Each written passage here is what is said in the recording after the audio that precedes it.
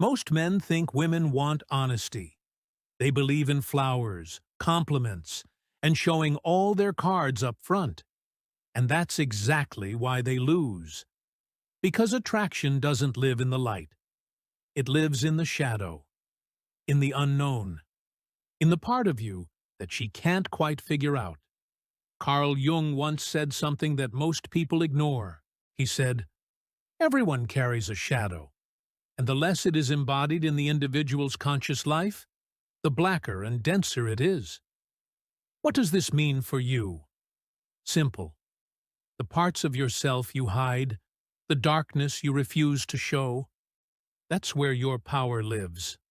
Not your kindness, not your availability, your mystery, your edge, the side of you that doesn't beg for approval. Women are told they want the nice guy, the safe one, the one who always agrees. But watch what they do, not what they say. Watch who they text back immediately. Watch who they think about when they're alone. It's never the man who gave everything. It's the man who held something back. In the next 25 minutes, you'll learn 5 psychological frameworks pulled directly from the minds of the darkest thinkers in history. Not motivational speakers, not dating coaches. Philosophers who studied power, fear, desire, and the human shadow. Men like Nietzsche, Schopenhauer, and Machiavelli. These aren't tricks. These are patterns. Patterns that have worked for centuries because they tap into something deeper than logic. They tap into instinct. And instinct doesn't care about what's fair. It cares about what's powerful. You won't chase her. You won't convince her. You won't perform like a dancing monkey hoping for her attention. Instead, you'll learn how to become the man she can't stop thinking about. Even when she doesn't want to. Even when it doesn't make sense. Especially then. This isn't about being cruel. It's about being real. Because the real you, the one buried under all that people-pleasing and fear of rejection, that's the version of you she's actually looking for. She just doesn't know it yet. So here's what I need from you. Forget everything you've been taught about being a gentleman. Forget the advice from your mother, your friends, or those feel-good movies. That advice was designed to make you harmless. And harmless men don't create desire. They create comfort. And comfort is where attraction goes to die. If you're ready to stop being the backup plan, if you're ready to stop wondering why she never texts first, if you're ready to become the kind of man who doesn't ask for attention because he's too busy earning respect, then stay with me. Because what you're about to learn will change the way you see women, yourself, and the entire game. But I need to warn you. Once you understand this, you can't unsee it. You'll start noticing these patterns everywhere. In your friends, in your past relationships, in every woman who chose someone else over you. And you'll realize it was never about your looks. It was never about your money. It was about your frame, your presence, your willingness to walk away when your value wasn't being respected. That's what this video is about. Not manipulation, not lies. Just the raw, uncomfortable truth about how attraction actually works. The truth that no one wants to say out loud because it sounds too dark, too cold, too honest. But here's the thing. Darkness isn't evil. Darkness is just the absence of pretending. And the moment you stop pretending to be perfect, the moment you stop hiding your edge, that's when you become interesting. That's when she starts to wonder. That's when you stop being another name in her phone and become the one she can't forget. So, let's begin. Not with soft advice, not with compliments and kindness, but with the first hack pulled straight from the mind of Machiavelli himself, a man who understood that power isn't given, it's taken. And it starts with one simple shift in how you see yourself and the woman standing in front of you. Are you ready? Then let's step into the shadow, because that's where the real game begins. Hack number 1. The power of calculated distance. Machiavelli wrote something in The Prince that changed how I see relationships forever. He said, "The one who adapts his policy to the times prospers, and likewise the one whose policy clashes with the demands of the times does not." Most men hear that and think it's about politics, but it's about timing. It's about knowing when to move forward and when to pull back. Because in attraction, distance is a weapon, and most men never learn how to use it. Here's what happens in most relationships. A man meets a woman he likes. She shows interest. He gets excited. And then he makes the fatal mistake. He becomes available, always texting back, always free on weekends, always ready to drop everything when she calls. He thinks this shows her he cares. But what it really shows her is that he has nothing else going on. No mission, no purpose, no life outside of her. And the moment she feels that, attraction starts to die. Not because she's cruel, but because her instincts are searching for a man who has value beyond her. A man other people want. A man who has options but chooses her. Not a man who has nothing and needs her. So here's the hack. Create distance on purpose. Not out of anger. Not to punish her, but as a natural part of being a man with a life worth living. When she texts you, don't respond immediately. Not because you're playing games, but because you were genuinely busy building something that matters. When she wants to see you, sometimes say no, not rudely, just calmly. "I've got something I need to handle. How about Thursday instead?" Watch what happens. Her brain will start working. She'll wonder what you're doing, who you're with, why you're not chasing her like every other guy. And that curiosity, that little bit of uncertainty, that's the seed of obsession. Schopenhauer understood this better than anyone. He said that desire is suffering, that we only want what we don't have. The moment we possess something completely, we lose interest. This isn't just philosophy. This is how the human mind works. We chase what moves away. We ignore what stays still. So if you're always there, always available, always waiting, you become the thing she already has. And what she already has, she takes for granted. But if you pull back, if you create space, suddenly you become the thing she's chasing. The thing she can't quite hold. The thing that keeps her up at night wondering. This doesn't mean disappear completely. It means move like the ocean. Come in close, then pull back. Let her feel your presence, then let her feel your absence. Because it's the contrast that creates the craving. Not the constant presence, not the constant absence, the dance between the two. I learned this the hard way. I used to think being a good boyfriend meant always being there, always responding, always making time. And every single time, the attraction faded. She'd lose interest, start acting distant, eventually leave. And I couldn't understand why. I was doing everything right, but I wasn't.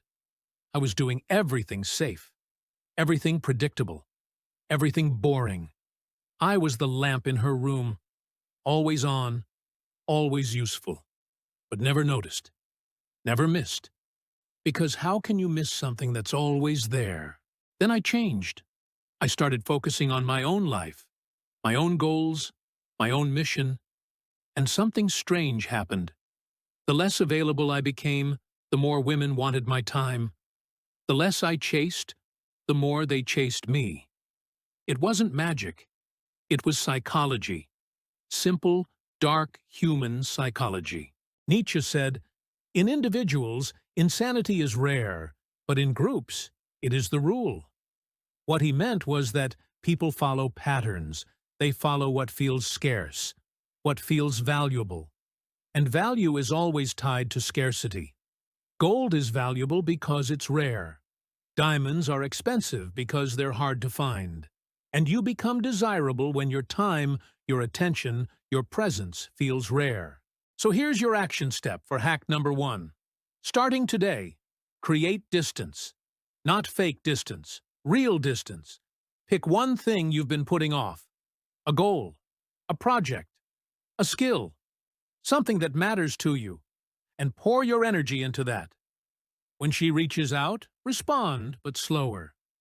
When she asks to hang out, say yes, but not always. Let her feel that your life is full, that you're not waiting around for her to give you purpose. Because the moment she realizes you don't need her, that's the moment she'll realize she might lose you.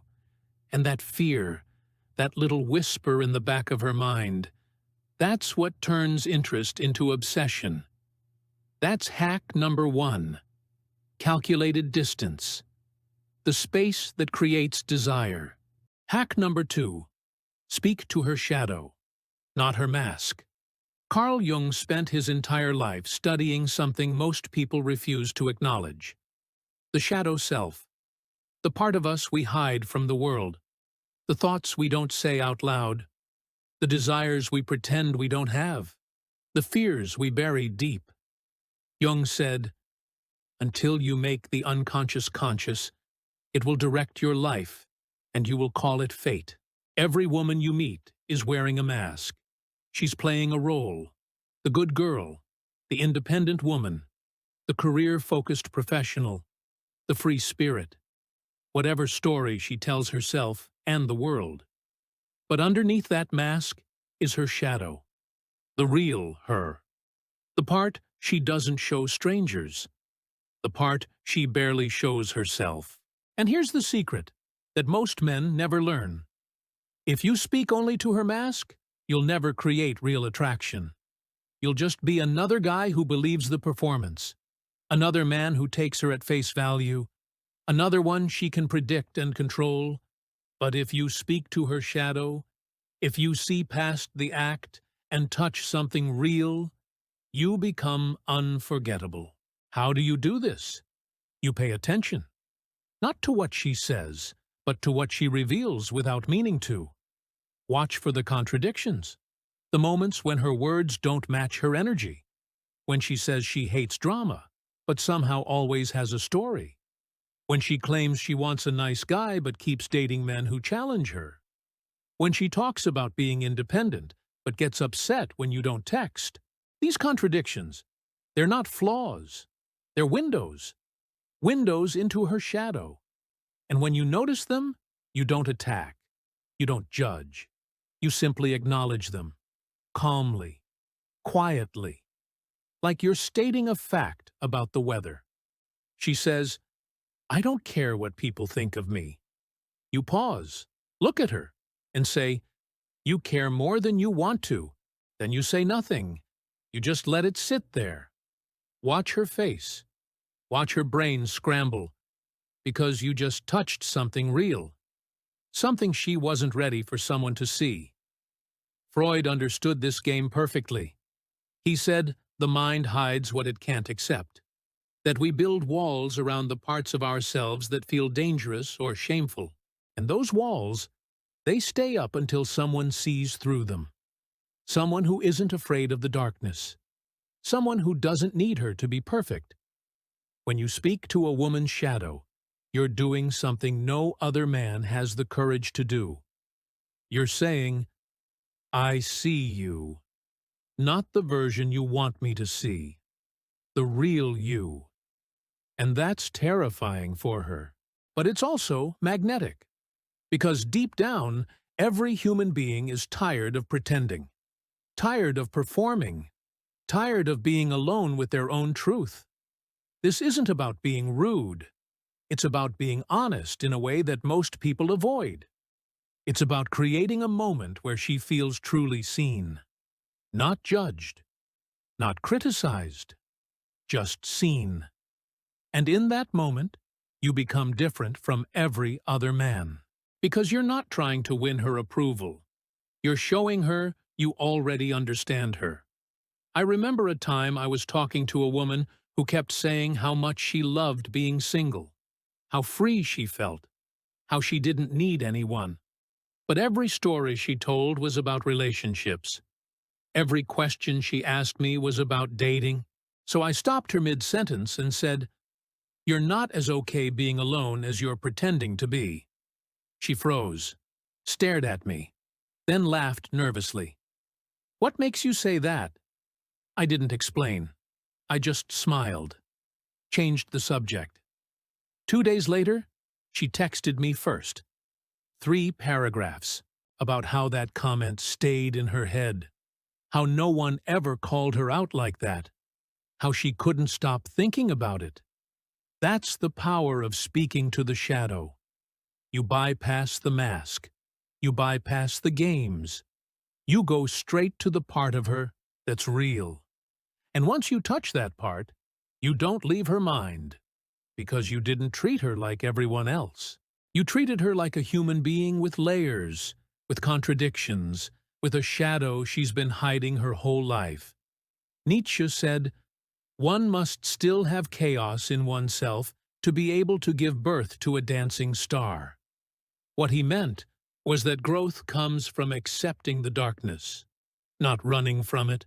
And when you show a woman that you're not afraid of her chaos, not afraid of her shadow, she doesn't just respect you, she needs you. Because you become the only person she can be real with. So here's your action step for hack number 2. Stop agreeing with everything she says.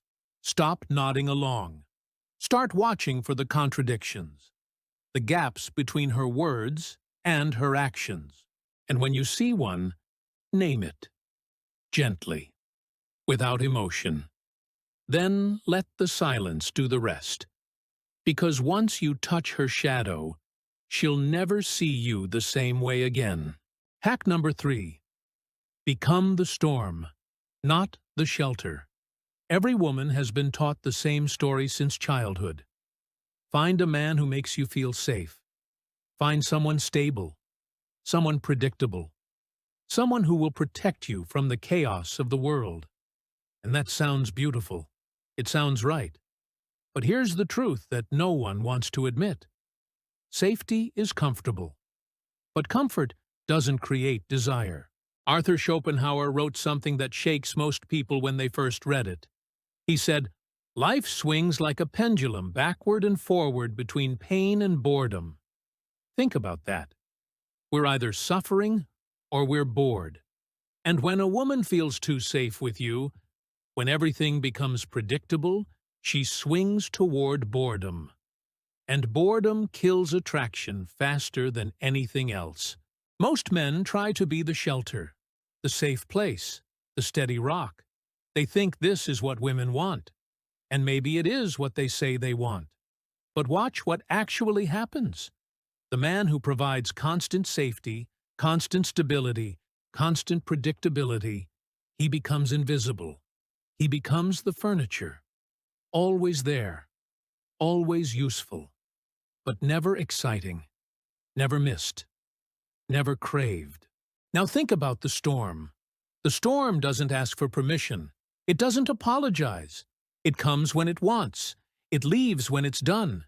It's powerful, unpredictable, a little bit dangerous, and everyone remembers the storm. Everyone talks about it. Everyone feels something when they see it coming. That's what you need to become. Not a man who creates safety, but a man who creates intensity. Not chaos for the sake of chaos, but emotional range, highs and lows, excitement and challenge. The feeling that life with you is an adventure, not a routine.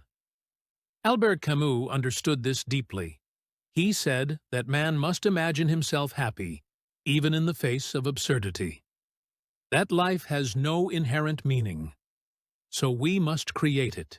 And the same applies to attraction.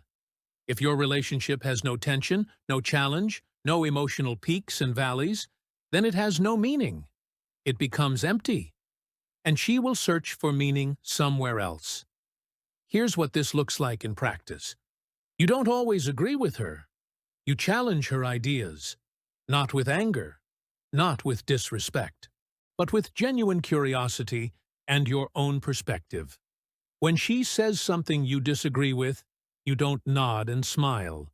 You say, "I see it differently." And then you explain why, calmly, confidently, without needing her to agree. You don't always give her what she wants. Sometimes you say no, not to be controlling, but because you have your own needs, your own boundaries, your own path, and you're not willing to abandon yourself just to keep her happy. Because the moment you do that, the moment you fold every time she pushes, you become weak in her eyes, and weakness repels. You become unpredictable in small ways.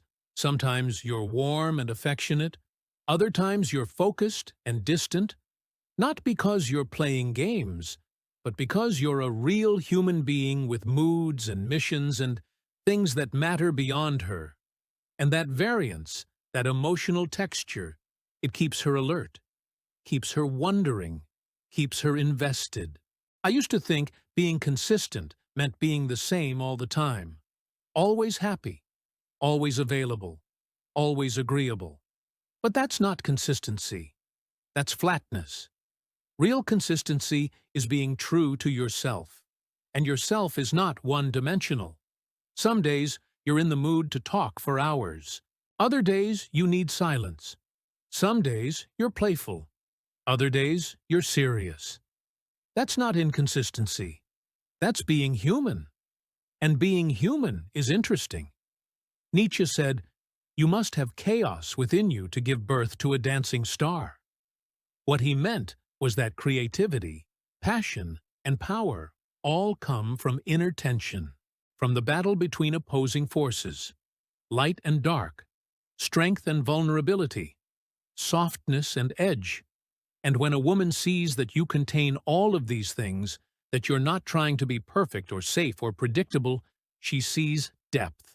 And depth is what creates fascination. Think about every movie you've ever loved, every story that gripped you. It wasn't about safety.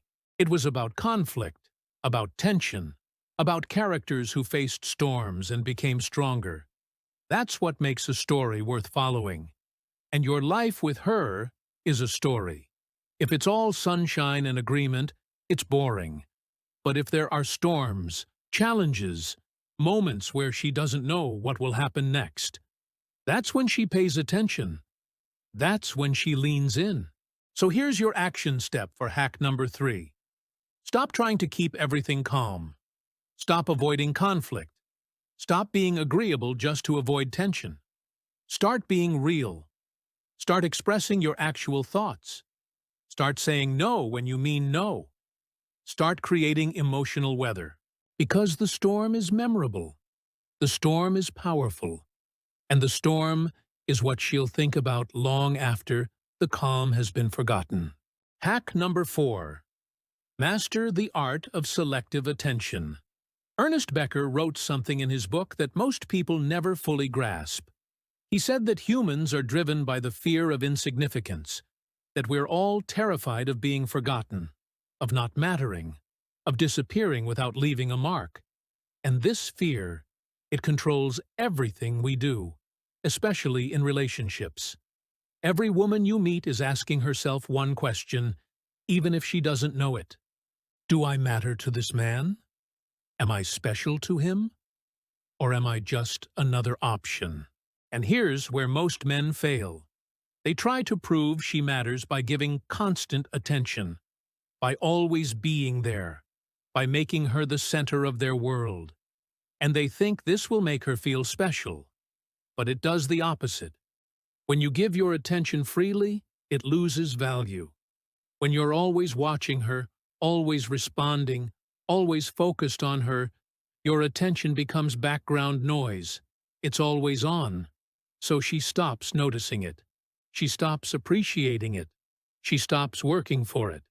And the moment she stops working for your attention, you lose all your power. But when you give your attention selectively, When you give it only when she earns it, suddenly it becomes valuable. It becomes something she thinks about, something she craves, something she competes for. Not because you're withholding it to be cruel, but because you're treating it like the rare resource it actually is. Carl Jung said, "Where love rules, there is no will to power, and where power predominates, love is lacking." But he was wrong about one thing. In attraction, you need both.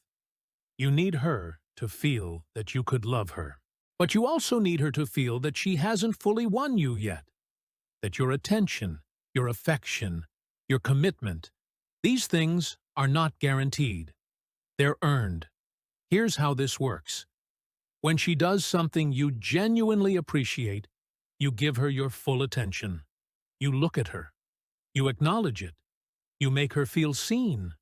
But when she's testing you, when she's being difficult for no reason, when she's seeking attention through drama, you withdraw. Not with anger, not with punishment, just with disinterest. You become busy. You focus elsewhere. You show her through your absence that negative behavior doesn't get rewarded with your presence. This is operant conditioning, the same psychology used to train animals, to shape behavior. And before you think that sounds harsh, understand this. Every relationship is already doing this. The question is whether you're doing it consciously or unconsciously. Whether you're training her to respect you or training her to take you for granted. Freud understood that humans repeat patterns that get rewarded. If drama gets your attention, she'll create more drama. If disrespect gets you to chase harder, she'll disrespect you more. But if respect gets your warmth and disrespect gets your distance, she learns quickly. Not through words, through experience, through the pattern of what you allow and what you don't. I used to give my attention to everyone equally. I thought that was being fair, being kind. But what happened was that people who treated me well got the same attention as people who treated me poorly. So there was no incentive to treat me well, no reward for respect, no consequence for disrespect. I was training people to walk over me without even realizing it. Then I changed the game. I started giving my time and energy only to people who valued it. And something incredible happened. The people who didn't value me disappeared. And the people who did, they stepped up. They showed up differently. They treated me better. Not because I demanded it, but because they learned that my attention was something worth keeping. Peter Wessel Zapffe said that humans survive by limiting their awareness, by ignoring the parts of reality that are too painful to accept. And one of those painful truths is this: not everyone deserves your attention. Not everyone has earned access to your time, your energy, your emotional investment, and when you finally accept that, when you finally become selective, you stop being a door that everyone walks through. You become a gate, and only those who respect the gate get to pass. So here's your action step for hack number 4. Starting today, pay attention to who gets your attention. When she reaches out, ask yourself, is she adding value to my life right now? Is she being respectful? Is this interaction worth my energy? If yes, engage fully. If no, be polite but brief. Don't explain. Don't justify. Just redirect your focus to something that actually matters. And watch how quickly her behavior changes when she realizes your attention isn't automatic. It's earned. Because the moment your attention becomes scarce, it becomes precious. And what's precious is what she'll fight to keep. Hack number 5. Leave before she expects it. Thomas Ligotti wrote something that haunts most people when they truly understand it. He said that consciousness itself is a tragedy, that awareness brings suffering. And the greatest suffering comes from knowing that everything ends, that nothing lasts, that every moment is already dying as we live it. Most people run from this truth, but you need to use it. Here's what most men do wrong. They stay too long. They overstay their welcome. They keep talking when the conversation is done. They keep texting when the connection has peaked. They keep showing up when the excitement has faded. And they do this because they're afraid. Afraid that if they leave, she'll forget them. Afraid that absence means loss. But the opposite is true. Presence for too long kills mystery. Staying past the peak kills desire. Being there all the time makes you ordinary. And ordinary is invisible. Ordinary is forgotten. Ordinary is replaced. You become memorable not by staying longer, but by leaving sooner. By ending the conversation when it's still good. By walking away when she still wants more. By creating the ache of absence instead of the numbness of constant presence. Machiavelli understood timing better than anyone. He knew that power comes from knowing when to act and when to withdraw. That the leader who retreats at the right moment controls the battlefield more than the one who fights every battle. And in relationships, leaving first is power. Leaving while she's still laughing is power. Leaving before she's ready is power. Not because you're trying to hurt her, but because you understand that longing only exists in the space between presence and absence. Think about every song you've ever loved, every movie that stuck with you. They all ended before you wanted them to. They left you wanting more, wishing for one more scene, one more verse, one more moment. That's not an accident. That's design. And your presence in her life should work the same way. Always leave her wanting slightly more than you gave. Arthur Schopenhauer said that happiness is nothing but the absence of pain, that we only notice pleasure in contrast to suffering. And absence is a form of suffering, a gentle one, a productive one. When you're gone, she feels your absence. And in that absence, she remembers your presence. She romanticizes it. She fills the gap with imagination. And imagination always makes things bigger and better than reality. When you're always there, she sees your flaws, your bad days, your boring moments. But when you leave strategically, when you exit while things are good, she only remembers the highlights. The way you made her laugh, the way you looked at her, the feeling she had when you were near, and those highlights, they grow in your absence. They become stories she tells herself. Stories that make you more attractive every time she replays them. I learned this by accident. I used to try to extend every good moment. Keep the date going. Keep texting after we said goodnight. Keep the connection alive as long as possible. But I noticed something. The relationships where I did this, they burned out fast. The magic faded. But the times when I had to leave early, when I had somewhere to be, when I ended things while they were still good, those were the times she texted me first the next day.